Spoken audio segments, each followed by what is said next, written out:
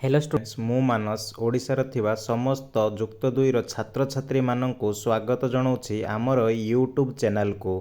2 वर्ष धरी परिश्रम करिला परे तुमे माने एथर फाइनल एग्जाम दब +2 रे जो एग्जाम टा को बोर्ड एग्जाम कहा जाए। एही एग्जाम को आमे केमिति निर्भय भावरे देई आमर भल मार्क रखिबा एवं केमिति एग्जाम टा को भल माइंड रे हैप्पी माइंड रे एग्जाम टा दबा सेथि पई आज आमे एही वीडियो रे डिस्कशन करिबा। आमे माने जानिबा जे आम मान केमिति रिविजन करिबा दरकार, स्टडी केमिति करिबा दरकार एग्जाम ओरिएंटेड हेकी, ता सहित सहित केमिति आमे हैप्पी रहिबा, केमिति हमर माइंड टा को कूल रखिबा, सब बेले स्ट्रेस फ्री रहिबा, आम मानकर एग्जाम केमिति आमे हैंडल करिबा, केमिति आमे एग्जाम सेंटर रे क्वेश्चन रो आंसर दबा, केमिति आमे आंसर रो गुडाक स्टेज बाय स्टेज लेखिबा, सेही सब विषय रे डिस्कशन करिबा।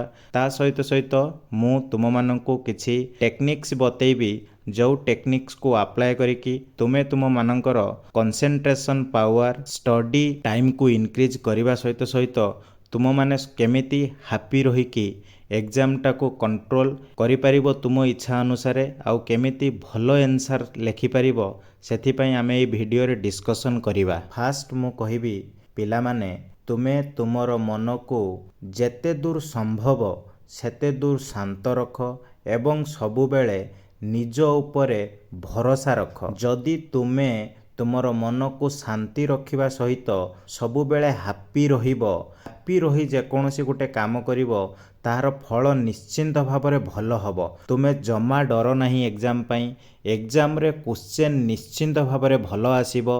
जदि बा क्वेश्चन कौनसी प्रकार हार्ड आसे किंबा क्वेश्चन तुमको डिफिकल्ट लागे सेटा केवल तुम मानक पई डिफिकल्ट नुह, पूरा ओडिशार पिला मानक पई से क्वेश्चन टा डिफिकल्ट हबो। सबु एग्जाम रे किछि क्वेश्चन डिफिकल्ट आसे, किछि क्वेश्चन सहज आसे, सेथि पई जम्मा व्यस्त हवा दरकार नहीं। तुमे माने तुम मन को शांत रख, निश्चिंत भावरे एग्जाम बहुत भल हबो आउ निज को सबु बेले निज उपरे भरोसा रख। साइंस स्ट्रीम पिला मानकर एग्जाम मार्च 1 तारिख रु आरंभ होउछि।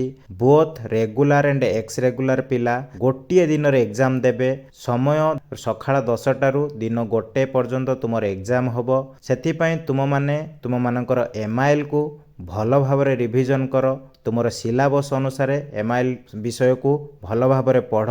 ता भितरे तुमर गद्यांश पद्यांश तुमर एसे राइटिंग, तुमर एप्लिकेशन राइटिंग, लेटर राइटिंग, रूढ़ी ग्रामर जहाँ भी अच्छी ताकू भल भावरे पढ़। भल भावरे पढ़िबा सहित सहित तुमे माने तुमर इंग्लिश पेपर टाकू मध्य टिके टिके देख, कारण तुम मानकर इंग्लिश पेपर डे 3 रे माने कि मार्च 3 तारिख रे आरंभ होबो। मार्च 3 रे ही तुम मानकर इंग्लिश अच्छी जोटा कि कंपलसरी इंग्लिश। से मार्च 3 रे both regular x regular and vocational पिला माने मध्य सेही दिन ही एग्जाम देबे। तेणु तुमे माने एमआईएल को पढ़िबा सहित सहित तुमर जोटा उड़िया मीडियम रे एमआईएल अच्छी जो माने से माने हमर मातृभाषा होची उड़िया, उड़िया को तुमे पढ़िबा सहित सहित उड़िया को बेसी समय न देकी तुमे माने इंग्लिश रे मध्य टिके टिके फोकस कर। जदि तुमे गोटे दिन रे 10 घंटा पाठ पढ़ुच, 10-12 घंटा पाठ पढ़ुच, जदि तुमर 10 घंटा समय पूरा दे देबो एमआईएल को ताहले तुमर इंग्लिश टा बाकी रहि जिवो। तेणु तुमे सही अनुसार समय को डिवाइड कर। जदि तुमे 12 घंटा पाठ पढ़ुच ताहले 9 घंटा दियो तुमर एमआईएल को, आउ 3 घंटा तुमर इंग्लिश को दियो। कारण इंग्लिशटा साधारणतः बहुत पिला माननको कष्ट लागे, जोटा कष्टटा आम मानक मनरे गोटे डर क्रिएट कराए। से डरटा साधारणतः आम एग्जाम रे ही रिफ्लेक्ट हुए। जिते बेले आम आंसर करती कि क्वेश्चन देखती सेते बेले आमको बहुत नर्भस फील हुए कि आमे एग्जाम ए क्वेश्चन गुड़ाक आमको आसुना। से तुम्हें बिल्कुल डरब नहीं, निडर होइकी सब बेले साहसर सहित क्वेश्चन गुड़ाक पढ़िब। आ क्वेश्चन पढ़िबा सहित सहित सब बेले हैप्पी रहिबो। जदि तुमको क्वेश्चन आसुना जमा डरब नहीं, कारण डरीगल माने तुम मनरे गोटे डर भाव आसीगला जाकि तुमको जदि पाठ भी आसुथिबा पाठ भी तुम भूल करिवो। आउ जो माने आर्ट्स पिला मानकर एग्जाम 2 तारिख रु आरंभ होची, 2 मार्च रु आरंभ होची। 2 ମାର୍ଚ୍ଚରୁ ଆରମ୍ଭ ହୋଇକି ଆର୍ट्ସ ଆଉ କମର୍ସ ଦୁଇ ଜଣଙ୍କର 2 ତାରିଖରୁ ଆରମ୍ଭ ହେଉଛି ତୁମମାନଙ୍କର ଏକ୍ଜାମ୍ 10ରୁ 10ଟାରୁ ସମୟରୁ ଦିନ 1 ସମୟ ମଧ୍ୟରେ ହେବ। ତୁମମାନଙ୍କର MIL ବୋଥ୍ ଆର୍ଟ୍ସ ଆଣ୍ଡ କମର୍ସଙ୍କର ଅଛି।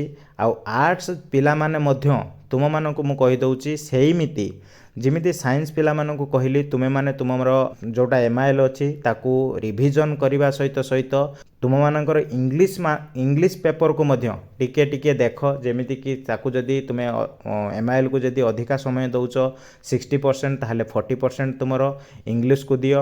ଆଉ ଆର୍ଟ୍ସ ପିଲାମାନଙ୍କର ଏକ୍ଜାମ୍ ଇଂଲିଶ ଏକ୍ଜାମ୍ ଡେ 4ରେ ହେବ। ଡେ 4 ମିନ୍ସ 4 ତାରିଖରେ ହେବ। 4 ତାରିଖରେ ତୁମମାନଙ୍କର ଆର୍ଟ୍ସ ଆଉ କମର୍ସ ପିଲାମାନଙ୍କର ଇଂଲିଶ ପେପରର ଏକ୍ଜାମ୍ ଅଛି। ଇଂଲିଶ ପେପର ଏକ୍ଜାମ୍କୁ କେବେ ଡରିବ ନାହିଁ। ଇଂଲିଶ ବୋଲି କେବେ ଡରିବ ନାହିଁ, କାରଣ ଇଂଲିଶ ଇଜ୍ ଏ ଲାଙ୍ଗୁଏଜ୍। ସେଥିରେ ଆମେମାନେ ପଢ଼ନ୍ତି ନାହିଁ, ସେଥିପାଇଁ ଆମକୁ ଡର ଲାଗେ। କିନ୍ତୁ ତୁମେମାନେ କେବେ ଡରିବ ନାହିଁ। ତୁମର ସିଲାବସ୍ ଅନୁସାରେ ତାକୁ ଲେଖିବ। ଯେମିତି ଯେଉଁ ଗ୍ରାମାର ଆସେ, ଯେକୌଣସି ଜିନିଷ ଆସେ ତାକୁ ସବୁ ନିର୍ଡର ହେଇକି ଭୟଭୀତ ନ ହେଇକି କରିବ। କାରଣ କ୍ୱେଶ୍ଚନ୍ ଯଦି ଡିଫିକଲ୍ଟ ଆସେ କେବଳ ତୁମମାନଙ୍କ ପାଇଁ ଡିଫିକଲ୍ଟ ଆସିବନି, ପୁରା ଓଡ଼ିଶାର ପିଲାମାନଙ୍କ ପାଇଁ ଡିଫିକଲ୍ଟ ଆସିବ। ତେଣୁ ତୁମେମାନେ କେତେବେଳେ ଏକ୍ଜାମ୍ରେ ଡରିବ ନାହିଁ। ପିଲାମାନେ, ମୁଁ ତୁମକୁ କହିଦେବାକୁ ଚାହୁଁଛି, ତୁମେମାନେ ବର୍ତ୍ତମାନ ଯେତେ ସମୟ ପଢ଼ୁଛ, 12 ଘଣ୍ଟା ପଢ଼, 10 ଘଣ୍ଟା ପଢ଼, ଯେତେ ଘଣ୍ଟା ତୁମେ ପଢ଼ୁଛ, ତୁମେମାନେ ସବୁବେଳେ ମନେ ରଖିବ କେତେବେଳେ 1 ଘଣ୍ଟାରୁ ଅଧିକା ସମୟ ତୁମେ ଷ୍ଟଡି ଟେବୁଲରେ କିମ୍ବା ତୁମର ବହି ପାଖରେ ବସିକି ରହିବ ନାହିଁ। ସବୁବେଳେ ତୁମର ମାଇଣ୍ଡକୁ ଗୋଟେ ଏନ୍ଜୟମେଣ୍ଟ ଦରକାର। ତା ମାନେ ନୁହେଁ କି ଯେ ଆମେ ୟୁଟ୍ୟୁବକୁ ପଶିଯିବା, ସର୍ଟ ଭିଡ଼ିଓ ଦେଖୁଥିବା, ଫେସବୁକକୁ ପଶିଯିବା, ସର୍ଟ ଭିଡ଼ିଓ ଦେଖୁଥିବା, ସେଇଟା କେବେ ଭୁଲରେ ବି କରିବନି। ଆମ ମାଇଣ୍ଡକୁ ଏନ୍ଜୟମେଣ୍ଟ ଦରକାର। ମାନେ ଯଦି ତୁମକୁ ପଢ଼ାରେ ଷ୍ଟ୍ରେସ୍ ଲାଗୁଛି, ତା ମାନେ ତୁମ ପାଖରେ ବହୁତ କିଛି ପଢ଼ା ଅଛି, ମୁଁ ଜାଣିଛି, ବହୁତ ସିଲାବସ୍, ବହୁତ ପଢ଼ା, ବହୁତ ଟେନସନ୍, କିନ୍ତୁ ତୁମେମାନେ ସବୁବେଳେ ଷ୍ଟଡି ଟେବୁଲ କିମ୍ବା ବହି ପାଖରେ ବସିକି ନ ରହିକି 1 ଘଣ୍ଟାରେ 45 ମିନିଟରେ ତୁମ ମାଇଣ୍ଡକୁ ସବୁବେଳେ ରିଲାକ୍ସ କରେଇବ। ବଏଜ୍ ମାନେ ସାଧାରଣତଃ ପୁଷଅପ୍ ଲଗାଇ ପାରିବ। ଗାର୍ଲସ ମାନେ ସାଧାରଣତଃ ତୁମକୁ ଯଦି ଏକ୍ସରସାଇଜ୍ କୌଣସି ଆସୁଛି, ତୁମେ ସ୍କିପିଂ ଖେଳିପାରିବ। ଛୋଟ ଘର ଭିତରେ କରିବ, ବାହାରକୁ ଯାଇ କରିବନି। 4-5ଟା ପୁଷଅପ୍ ବଏଜ୍ ମାନେ ଲଗାଇଦେବ। ଆଉ ଗାର୍ଲସ ମାନେ ସାଧାରଣତଃ 20-10 ଥର ଡେଇଁ ପଡ଼ିବ, ମାନେ ସ୍କିପିଂ ଖେଳିବ। ନହେଲେ ଗୋଟେ ସଫ୍ଟ ମ୍ୟୁଜିକ୍ ଶୁଣିଦେବ। କିଛି ନହେଲେ ଯଦି ଏସବୁ ଜିନିଷ ତୁମକୁ ନ ଆସୁଛି, 5 ମିନିଟ୍ 10 ମିନିଟ୍ ଗୋଟେ ଛୋଟ ୱାକ୍ କରିବ।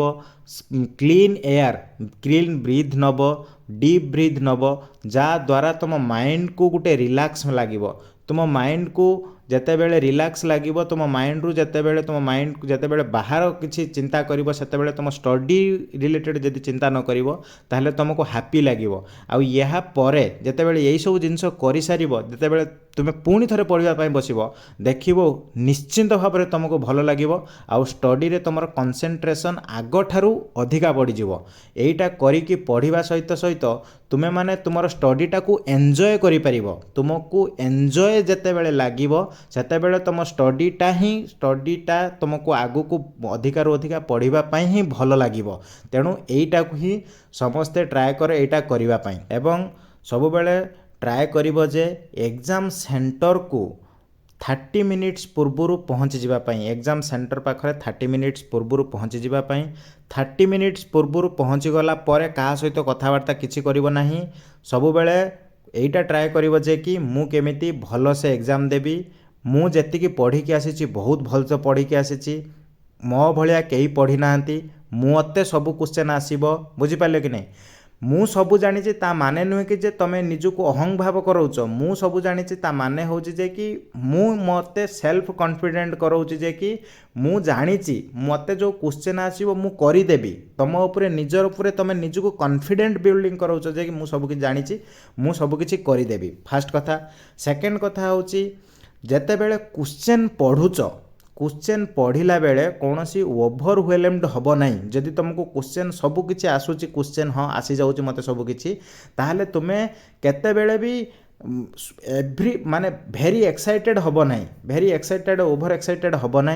ओभर एक्साइटेड हैला परे तुमे साधारणतः क्वेश्चन भूल भाल करदेव माने होची जदि तुमार मल्टीपल चॉइस क्वेश्चन आसे तुम 1 नंबर जगह 2 नंबर लिखदेव, 2 नंबर जगह एग्जाम लिखदेव। सेमिति केबे भूल रे करबनी। अत्याधिक खुशी हेब ना। तुमको जदि क्वेश्चन आसी जाउची ताहले बहुत भल कथा। जदि जो मानक क्वेश्चन न आसूची केबे मन दुख करिवो नाही, कारण मन दुख गोटे क्वेश्चन लु करदब माने टोटाल तुम एग्जामटा ही खराब हो, तेणु केबे मन दुख करिवो नाही। एवं आउ गोटे कथा मन रख, जेते बेले तुम क्वेश्चन आंसर करूच एक नंबर जेते बेले तुम मल्टीपल चॉइस क्वेश्चन पढ़ी मो पाखरे जदि समय नाही ताहले मल्टीपल क्वेश्चन रो एक नंबर 2 नंबर 3 नंबर 5 नंबर देकी तार आंसर गुड़ाक लिखिबो। एक नंबर आंसर डी डी माने नुहे जे केवल लेटर डी लिखिदेव, डी माने होची तुमे से डी रो आंसर रे जा लिखा आइछि एक नंबर आंसरटा से आंसरटा लिखिबो। सेमिति मल्टीपल चॉइस गुड़ाक क्वेश्चन तुम पाखरे जदि समय अछि क्वेश्चन लिखिक आंसर लिखिबो, तुम पाखरे जदि समय नाही ताहले दरकार नाही क्वेश्चन लिखिबा, डायरेक्ट आंसर लिखिबो। आउ गोटे कथा होची जेते बेले तुमे भी आंसर लिखुचो सब बेले मन रखिबो शॉर्ट क्वेश्चन गुड़ाक आगरे करिबो, 1 मार्किया 2 मार्किया 3 मार्किया आगरे करिबो, तापरे तुमरो लॉन्ग क्वेश्चन करिबो। 1 नंबर जदि आरंभ करूच ताहले 1 नंबर टोटाल जेते की अच्छी माने सब पॉइंट जेति की अच्छी जेमिति की A B C D E F G एमिति करी जदि क्वेश्चन गुड़ाक अच्छी ताहले ट्राए करिबो जे फास्ट एक नंबर करदेव, तापर 2 नंबर को जीव, 3 नंबर को जीव, एमिति स्टेज बाय स्टेज करके सब गुड़ाक आंसर दब। यही आंसरटा देला परे तुमे मानकर एग्जाम बहुत भल हबो। एग्जाम भल हबा सहित सहित जो माने तुमर खाता देखिबे, एग्जाम परे जो माने खाता देखिबे सेमानंक मनरे गुटे गुड इंप्रेशन आसीबो कि ये पिलाटा भल भाबरे एकॉर्डिंगली लिखिची, माने कि सजेकी ठीक भाबरे क्वेश्चन आंसर गुड़ाक करी करिका जाइची। आउ जेते बेले तुमे लॉन्ग क्वेश्चन लिखुच लॉन्ग क्वेश्चन रो सब बेले मन रखिबो जे पॉइंट वाइज लिखिबो। लॉन्ग क्वेश्चन लेखिला बेले पॉइंट लिखिबा सहित सहित पॉइंट तले डेस्क्रिप्शन भलसे करिबो, इंट्रोडक्शन लिखिबो, पॉइंट लिखिबो, तापर लास्ट को गुटे कंक्लूजन लिखिबो। कंक्लूजनटा मोस्ट इंपोर्टेंट, कारण कंक्लूजन लिखिले गुटे सारांश जो थे कि गुटे एग्जामिनर खाता देखिला बेले जानबो जे पिलाटा ठीक भाबरे क्वेश्चन फ्रेम करिकी ही आंसर लिखिची। एक कथा गला परे तुमे माने देखिबो सबु बेले मने रखिबो जे जेते बेले भी पॉइंट लिखुच अंडरलाइन करिवो, सब बेले पॉइंटटा को अंडरलाइन करिके पॉइंट लिखिले बहुत भल हबो। आउ एग्जामिनर को गुटे हाइलाइट भलिया मिलिबो जे हाँ एटा होची तार पॉइंट। सब बेले पॉइंट करिबा सहित सहित ता तळे अंडरलाइन करिवो। एग्जाम सरिबा पर्यंत निजुको सब बेले काम एंड कूल रख, सब बेले हैप्पी रुह, जेते संभव हो पारिबो निजको मोटिवेट कर केमिति अधिकार अधिका भल एग्जाम रे करिया पई। जदि कोनोसी गुटे एग्जाम खराब हो गला ताहले सेथिपई कोनोसी प्रकार व्यस्त हो नाही। आगुको एग्जाम आसुची से एग्जाम रे केमिति भल हबो सेथिपई निजको प्रिपेयर करिवो, जमा डिमोटिवेट हबो नाही। जेते बेले कोनोसी प्रकार गुटे कोनोसी प्रॉब्लम आसुची मते कमेंट बॉक्स रे लिखिबो, मु तुमरो रिप्लाई देबी। आउ जेते बेले तुमे माने एग्जाम को जाउच सब बेले मन रखिथिबो हैप्पी मूड रे जीवो, का सहित झगड़ा करिवो नाही, कोनोसी प्रकार आर्गुमेंट्स करिवो नाही, किछि करिवो नाही। जदि तुमको जदि भी कोनोसी प्रकार के जण खराब करिकी कहे किबा मिसबिहेवियर करे तुमे किछि रिप्लाई दबोनी, साधारणतः ता भाबिबो जे मते केही किछि कहि नांती। सेही भलिया जीवो एग्जाम को भलसे एग्जाम दबो, एग्जाम रु रिटर्न करिवो, पुणी आसीबो, पुणी एज रेगुलर बेसिस रो तुम पुणी स्टडी आरंभ करिवो नेक्स्ट एग्जाम पई। वर्तमान तुम मानकर जो एमआईएल फास्ट डे रे अछि एमआईएल को पढ़िवा सहित सहित इंग्लिश को पढ़। मन रख जेतिकी समय एमआईएल को दउचो सेतिकी समय इंग्लिश को दियो, कारण एमआईएल होची तुम निज मातृभाषा। गुटे वर्ष हैला एमआईएल को पढ़िलणी, एमआईएल को पढ़िवा सहित सहित जदि तुम इंग्लिश को समय न दबा, कारण इंग्लिश को तुम गोटे दिन गैप अछि। 2 तारिख गला पर 3 तारिख रो साइंस पिला मानकर एग्जाम, 3 तारिख गला पर 4 तारिख होची आर्ट्स पिलांकर इंग्लिश रे एग्जाम। तेणु तुमे माने सब बेले मन रखो दीटा एग्जाम जेहेतु लगातार गोटे गोटे दिन गैप रे अछि, सेही अनुसार समय बाहर करिकी इंग्लिश को आ एमआईएल को पढ़। ता सहित सहित एइटा करिवो जे जदि तुम घरे हेई गला किबा तुम पड़ोसी हेई गला किबा तुमर सांगसाथी हेई गला, केही भी जदि तुमको कोनोसी प्रकार डिमोटिवेट करूचंती, तुमको कोनोसी प्रकार गोटे कथारे झगड़ा हेई गला, कोनोसी प्रकार आर्गुमेंट्स रे तुमको इन्वॉल्व करूचंती, तुमे सब बेले मन रखिबो तांको सहित आर्गुमेंट करिवो नाही, निजको तांको पाखरु दूरे आनिबो। ଦୂରେଇ ଆଣିକି ନିଜ ପଢ଼ାରେ ନିଜକୁ କନସେନ୍ଟ୍ରେଟ୍ କରିବ। କାରଣ ଏକ୍ଜାମ ଆମର ଗୋଟେ ମାସ ଏକ୍ଜାମ ଭିତରେ ଆମେ ଆମର ଭବିଷ୍ୟତ ବନେଇବା। ସେଥିପାଇଁ କୌଣସି ପ୍ରକାର ନିଜକୁ କୌଣସି ଆର୍ଗୁମେଣ୍ଟସ୍ ହେଇଗଲା, ଝଗଡ଼ା ହେଇଗଲା, ନିଜକୁ ଇନଭଲ୍ଭ କରେଇବ ନାହିଁ। କୌଣସି ପ୍ରକାର ଯଦି ଡାଉଟ୍ ଆସେ ଏକ୍ଜାମ ରିଲେଟେଡ୍ ମୋତେ କମେଣ୍ଟ କରିବ, ମୁଁ ତୁମ କମେଣ୍ଟରେ ରିପ୍ଲାଏ ଦେବି। ବିଶେଷ କରି ପଲିଟିକାଲ ସାଇନ୍ସର ଷ୍ଟୁଡେଣ୍ଟ ମାନେ, ତୁମମାନଙ୍କର ଯଦି ପଲିଟିକାଲ ସାଇନ୍ସ ରିଲେଟେଡ୍ କୌଣସି ପ୍ରକାର ଡାଉଟ୍ ଥାଏ ତାହେଲେ ମୋତେ କମେଣ୍ଟ କରନ୍ତୁ। ମୁଁ ତୁମମାନଙ୍କର କମେଣ୍ଟର ରିପ୍ଲାଏ ଦେବା ସହିତ ତୁମମାନଙ୍କର ଡିମାଣ୍ଡ ଅନୁସାରେ ମୁଁ ମଧ୍ୟ ଭିଡ଼ିଓ ବନେଇ ତୁମମାନଙ୍କ ସହିତ ସେୟାର କରିବି। ମୋ ତରଫରୁ ତୁମମାନଙ୍କର ଏକ୍ଜାମ ପାଇଁ best wishes, good luck, God bless you all.